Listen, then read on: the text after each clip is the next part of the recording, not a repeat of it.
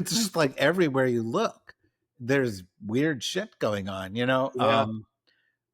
Pete Hegseth, according to both the Washington Post and the New York Times today, um, has convened for the first time in the memory of anybody every general, every admiral in the U.S. military to come to one place. Great idea, right? From a security point of view.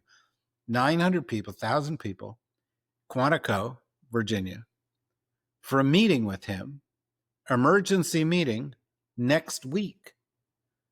Now, and I know we're not going to war. There are no space aliens. He's not doing this for a national security purpose. If he was, it would be better to leave them in place. It's undoubtedly going to be another one of his crazy messaging, you know, gimmicks. But another one of the things that always seemed to me to be kind of fundamental was, well, you could be a Republican or you could be a Democrat, but your job first and foremost is protect the country. And so we're taking money to protect the country and using it to send troops into our cities, to send troops into our borders. We're Well, there's firing garbage collection that has to be done, garbage. Truly, Yeah. we're firing generals and admirals, very distinguished, because they're black or because they're women. We're alienating big chunks of the military because we say, we don't want to promote Black history or Latino history or women's history or gay history in the military. We've eliminated the NSC effectively. We don't have a real national security advisor. The president's got some kooky idea that there's going to be this golden dome, which any expert will tell you is not an achievable thing, but it'll cost hundreds of billions of dollars to crony companies, other crony companies like Palantir and so forth, getting big defense budgets. We're pissing off our allies. We're helping our enemies.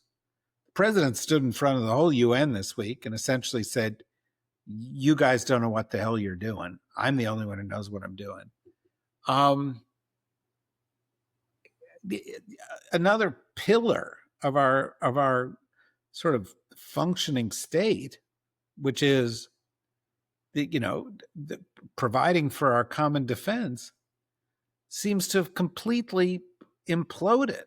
And again, I have not heard one Democratic leader. I mean, they're quick to say, "Oh, Hegseth, he's a goofball," but they don't talk about what the real issue is here, which is we're all in greater danger today than we were when Trump took over.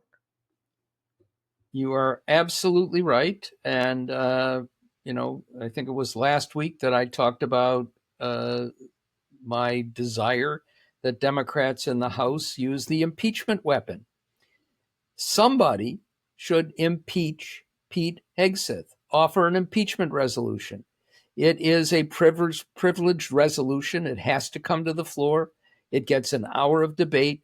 Draft one with all the different clauses that involve his miscreants. And in this case, you got to believe that he's writing a new Pledge of Allegiance for every military leader. I pledge allegiance to the Trump of the United States.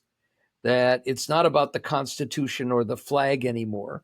Of course, this is the same Pete Hegseth who told the press covering the Pentagon, if you don't write what we want you to write, you lose your credentials, which is even more outrageous in some ways than what Brendan Carr, the chair of the FCC, one of the chief capos in the Trump crime family, has done in threatening ABC, Disney, and others with mayhem unless they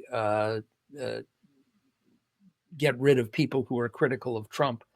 All of this needs to have Democrats highlighting it and spotlighting it because it doesn't get the attention. You talked about Palantir and these other contracts. Let's note that not only do we have, thanks to especially Carol Leonig, this great reporter who the Washington Post basically pushed out, as they did so many of their top reporters, by devastating their reporting staff, and she went to MSNBC and with Ken Delaney and had this story about the FBI um, giving Tom Homan $50,000 in a paper bag with the promise that if he became a top official in the Trump administration, this was all before the election, that he would steer contracts for a lot more money involving detention camps and other elements of what's going on in Homeland Security. Now, with additional money, untold amounts that are going for deportations and arrests. And now, what we're seeing is that his old clients from his consulting company in sweetheart deals are getting contracts worth billions. God knows how much more money Tom Homan has taken in. My guess is he now is demanding a Louis Vuitton tote instead of a paper bag to put the money in. And it hardly becomes a story. It's a one-day story in most instances. But the story yesterday was that the Trump family has doubled their wealth to $10 billion in the course of the first 8 months of this administration by essentially turning the White House into a toll booth.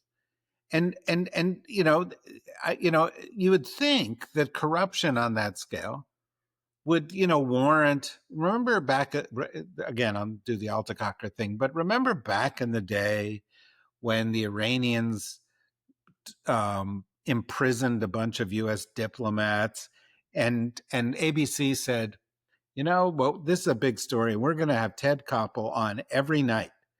And Ted Koppel went on the news at 11:30 at night, every single night. And he said, this is when day 137 of this story. Every single day there is a story of America held hostage. America held hostage to Donald Trump. And one by one, and we've got a whole separate podcast we're about to do on this. Every major media outlet in the United States is getting compromised by this craziness, and they're not covering it. So we have another story today that Trump is bringing back Trump vodka in a gold bottle. More of the grift underway. But going back to your earlier theme, David, about America being less safe, we know that Steve Witkoff and Donald Trump are going to get rich from the United Arab Emirates. And in return, the UAE is going to get access to our most sophisticated computer chips for artificial intelligence that almost certainly will then make their way to China, so that China, which does not have these, which is at a competitive disadvantage and a major adversary of ours, will be able to get access to the kind of technology that we have long tried to keep from our adversaries, Russia and China in particular. And God knows it'll go to North Korea as well. And God knows that it will be used against us in one fashion or another. So it's not just that they're getting rich. It's not just the crassness of having the equivalent of a Trump gift shop next to the Oval Office, where he can point out his hats and the other and his shoes that he's selling to make money. It's that they're selling secrets for their own personal gain. I think, if Benedict Arnold were around today, he would say, whoa, that's going too far. But that's the world we live in, and it's shrugged off and treated as matter of fact by most of our media. Yeah. As I said the last time, I'm not going to comment on that whole thing for a variety of reasons, except to the extent that in one place I will take issue. China already has most of the chipsets that are sold by NVIDIA have a bunch of parts on them that are actually made in China. Yeah. The Chinese level of advancement of advanced chipsets lagged behind us for a long time. But I think we should be just as worried about the fact that the Chinese have now exceeded us in a number of areas. Yes. And that, 40% of the AI professionals in the United States got their undergraduate degrees from Chinese universities, and we are not letting those people into our country. And so there are other ways we are making ourselves more at risk, because we are becoming much less competitive in this field.